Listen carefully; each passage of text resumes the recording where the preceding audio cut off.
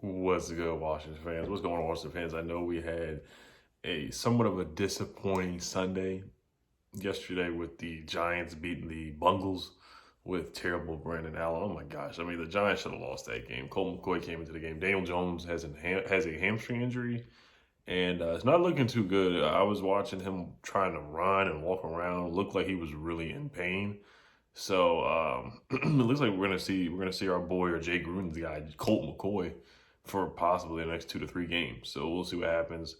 Eagles do play tonight against the Seahawks, so that will probably be a loss for the Eagles. So we'll see what happens with that. We will probably still be tied for first place. Ravens and Steelers have a lot of virus players testing positive for the virus. So the Steelers game is somewhat. I don't think it's in jeopardy just yet, but it looks like it really might be postponed from Sunday to another day. We'll see what happens because the Ravens just have so many cases, and the Steelers are starting to have some cases as well. But we'll talk about that later in the preview show. I just want to let you guys know I will be going live tomorrow night at 7 p.m. with my Elite channel members. Shout out to On the Warpath. Shout out to Kenny Man Fitness. Shout out to Oscar Josue Montel.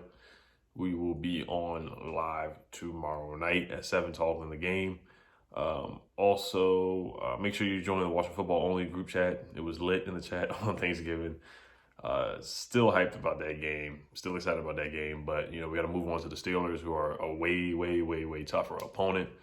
Undefeated team. So a lot of respect to Ben Roethlisberger, a lot of respect to Juju Smith-Schuster, Chase Claypool, and Deontay Johnson and all those guys, and Eric Ebron and their defense with TJ Watt. So a lot of respect to those guys. But let's get to 5 surprise players so far. So I'm going to start off with Tim Settle.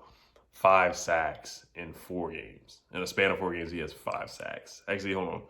I want to say, he has 5 sacks in a span of 4 games. I mean, he's been awesome. He's been really good so far.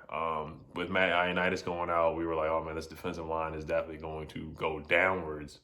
But Tim Settle has been able to pick it up, and he's done really well with getting extra snaps. I think he is a really good pass rusher, and he's shown that he's done the penguin dance. That's the funniest dance I've seen after getting a sack. So we've seen him do that a lot. He had a big sack against Dallas. He had a half a sack or a sack against the Giants. He had a big sack against the Bengals. And he's made sacks in prime time parts of the game, big third downs. That was a big third down against Andy Dalton that we needed to get a stop. And Tim Settle is, causing and wreaking havoc and making pressure. I wanted to read a stat about Tim Settle that was from John Conn. He said he's been ultra productive. He's tied for 3rd among defensive tackles with 5 sacks. He's done that in 225 snaps, tied with some of the guys like he trails Chris Jones and Aaron Donald. Tim Settle is a really good fit in the one gap system. Really good player. So he's really emerged for us and stepped up. I know it's gonna be tough in the off season or in 2 off seasons from now. I don't know if we have to make a decision between him and Jonathan Allen, but it's going to be a tough decision. I don't know if we can keep both. I would love to keep both. But Tim Settle's been really good. He's definitely picked it up, and he's motored this defense. And he's just added more depth. He definitely could start on a lot of teams. I feel like he could start on a lot of teams. And this team, we're just so stacked at the defensive tackle position with Deron Payne and John Allen. And, the guys on the edge, he is coming off the bench where he could probably get a nice contract on a different team. So we'll see what happens when his contract is up. I got to look up his contract details, and, we're probably going to have to pay this guy as well if we want to keep him and John Allen. So, but shout out to Tim Settle, the Virginia Tech Hokie alum. He's played his butt off, and he really has helped his defense improve over the last couple of games. My next guy is Kam Curl, man. Cam Bam. That's what they call him, Bam Cam or something like that. This guy, he lays the boom hit stick guys. He's the definition of hit sticking guys, tackling hard. He takes the guy's feet from under him. Ezekiel Elliott, if you remember that play, Zeke was running. He got the first down, but the Cam came out of nowhere like a shot out of a cannon and just hit Zeke, swept him off his feet. He's a physical tackler. He finishes plays, doesn't allow yards after the catch. Kam Curl already has 2 sacks on the season. 1 against the Giants, 1 against the Lions. He's a good pass. He's good blitzing. I love him blitzing. I think he's decent in coverage. He does need to improve a little bit, but he's been a good pickup after Landon Collins has gone out. Some could argue he's been an improvement since Landon Collins has been out. He's second on the team with 54 tackles. I think first is John Bostic leads the team in tackles, but now Kam Curl he has 54 tackles. John Bostic has like 76 Kam Curl has 2 sacks already, 4.5 tackles for loss. He's always being found in the line of scrimmage, making some big plays. He's been making some big stops on third down too. He's been making some good plays in coverage as well. I think he's improved in coverage from, the Rams game where he got beat by Cooper Kupp, and now he's stopping guys, tackling, making a huge tackle on CD Lamb in the backfield, making a huge tackle on Zeke. That's a big guy to make a tackle. He's a rookie, 7th-round pick still at Arkansas. You got to give Kyle Smith his credit, or Ron Rivera, whoever was the final decision maker on that draft pick. I remember I wasn't the biggest fan of the draft pick. I was like, we need a tight end. And then they picked Kam Curl. I was like, are y'all kidding me, from Arkansas? But no, this guy has been a stud so far. He's been a rookie gem. He's been one of the guys that you find in the late round. Tim Settle was a 5th-round pick. Kam Curl is a 7th-round pick. So you got to hit on these late round picks. It just shows you how important late round picks are. These guys have been stepping up hugely. He has stats identical to Landon Collins now. 2 sacks. Landon Collins has 2 sacks. But Kam Curl, when he does get a sack, I just want him to improve on stripping the football. I thought he could have stripped the ball from Daniel Jones, but he's been a big surprise for me. I did not expect much from Kam Curl his rookie season. I really didn't, but he's played really, really exceptionally well.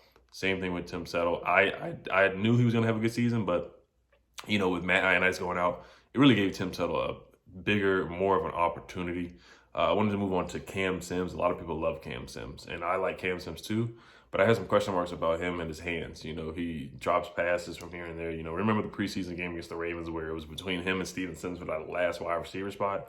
And Cam Sims dropped the football numerous times. He's bounced around from the practice squad multiple times. Has been called up to the roster, to the 53-man roster on special teams. Has made some good plays on special teams. We've seen him grow. He made a bonehead play against the Cardinals. It was like a pass interference, offensive pass interference. He's made some bonehead plays in the past. Hasn't been able to stay healthy. But Cam Sims has been a bright spot, man. And it started with that Giants game with Kyle Allen throwing that touchdown pass to Cam Sims, tying up the football game that we should have went for the extra point against the Giants, but it is what it is. I'll let it go. I'm still mad at Ron for that. But Cam Sims has been really, really good. He's been good. He had a really good game against the Giants. Even though we lost in the second game, we lost both games. He played well against the Giants in the first game with the big touchdown catch. And then he had 3 catches for 110 yards against the Giants in the second game with Alex Smith in the ball game. I think Alex Smith and Cam Sims have really good chemistry. I like them together. He has some big catches against the Lions for a first down and talking stuff. He brings energy. He just shows you, what you got to do, the work to put in. An undrafted guy out of Alabama. Also had a nice screen pass against the Bengals where he ran for 10 yards. He's made some good blocks. He forced a pass interference in the Cowboys game. So I really like what we see in Cam Sims. And a lot of people are like, can this guy be the wide receiver number 2? A lot of people have asked that. I don't know if he can.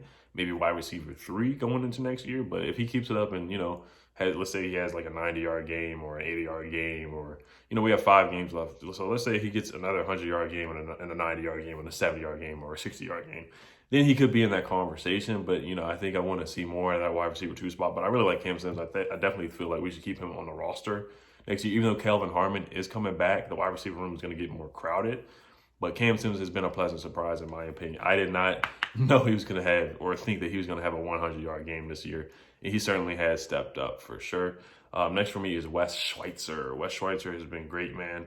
I remember against the Bengals, he had a 93.7 Pro Football Focus rating, along with Brandon Scherf having a 90.8 Pro Football Focus rating. And he's been really good in blocking for the run. Him and Brandon Scherf have been a really good duo. Him and Chase Roullier, they've all been communicating really, really well.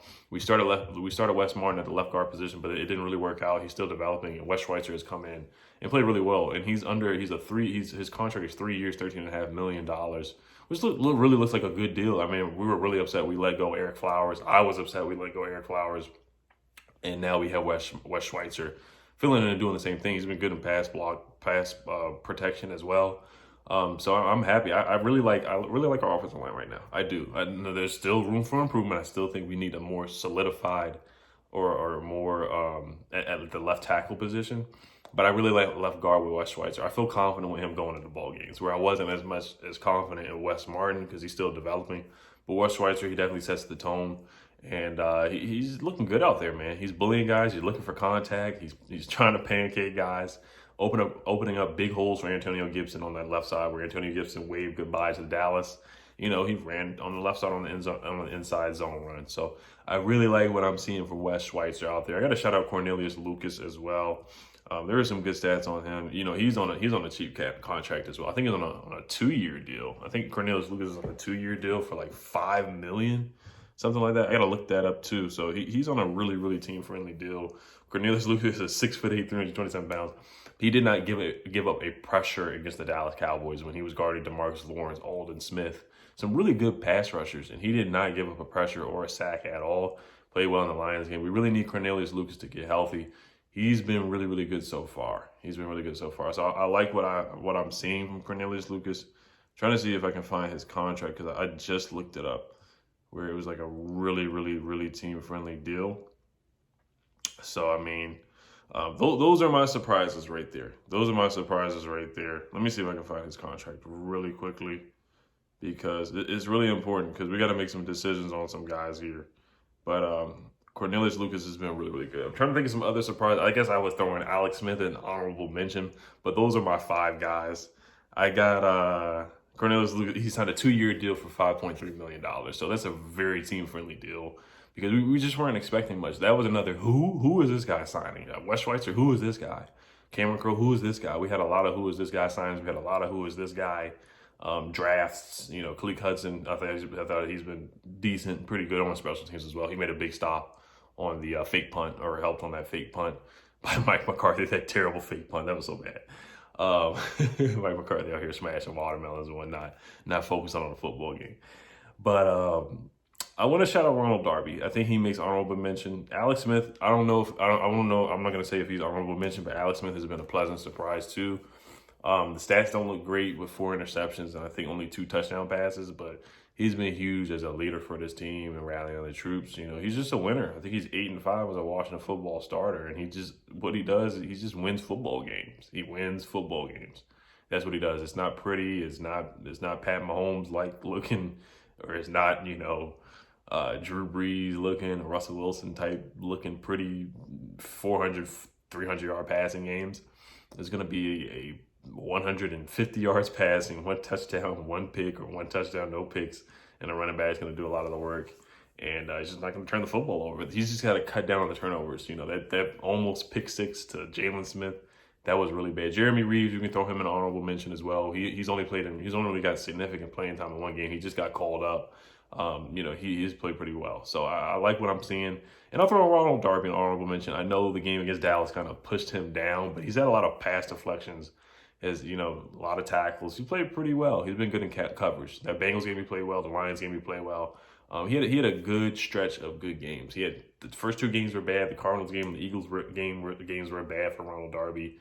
Then he had a really good stretch against the Cowboys and Amari Cooper in that first game, where we blew them out, and then he got beat by Amari Cooper in this last game. So I like what I see from Ronald Darby. He played really well against T. Higgins. Even when Joe Burrow was in the game, Ronald Darby was making some stops, and he picked up a fumble. Recovered a fumble in the game. That was huge. The huge hit by Chase Young. So those have been my surprises. Let me know if you guys think I left anybody out or honorable mention.